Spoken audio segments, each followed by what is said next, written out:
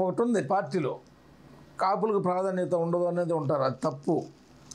తెలుగుదేశం పార్టీలో చంద్రబాబు నాయుడు గారు కాపులకు తగిన ప్రాధాన్యత ఎప్పుడు ఇస్తానంటున్నారు.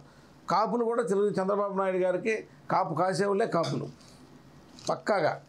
తెలుగుదేశం పార్టీకి ఇప్పటికీ కాపు కాసేవాళ్ళే కాపులు.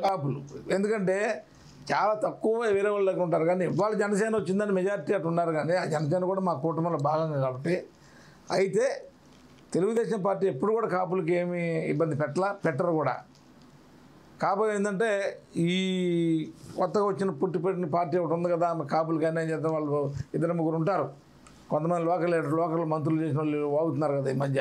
అయినా నేను రాజకీయాల గురించి వాళ్ళ గురించి నేను మాట్లాడను, కానీ వాళ్ళు కూడా మన సామాజిక వర్గం వాళ్ళు కాబట్టి చెబుతున్నా, వాళ్ళు ఊహ సరైనది కాదు.